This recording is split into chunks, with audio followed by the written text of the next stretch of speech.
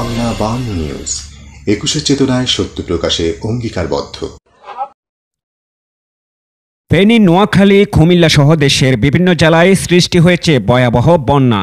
এই অবস্থায় বন্যা দুর্গত জনগণের পাশে দাঁড়াতে তাদের জন্য গণত্রাণ সংগ্রহ করেছে আমরা অগ্রদূত ফাউন্ডেশন ও সাধারণ শিক্ষার্থীরা।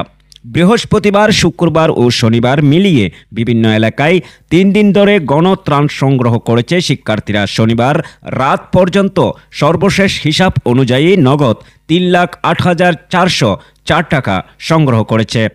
জানা যায়, টাঙ্গাইলের গোপালপুরে বাজারসহ স্থানীয় বিভিন্ন এলাকায় সাধারণ শিক্ষার্থীরা গিয়ে গিয়ে গণত্রাণ সংগ্রহ করেছে। এছাড়াও স্থানীয় বিভিন্ন মসজিদে ত্রাণ সংগ্রহ করেছে সাধারণ শিক্ষার্থীরা।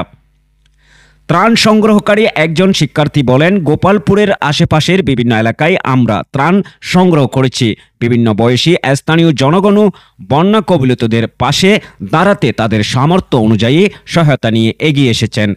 ত্রাণ সংগ্রহে বিভিন্ন এলাকায় কাজ করেছেন সুতি বিএম পাইলট মডেল সরকারি উচ্চ বিদ্যালয়ের শিক্ষার্থী ও আমরা অগ্রদূত ফাউন্ডেশনের সদস্যরা।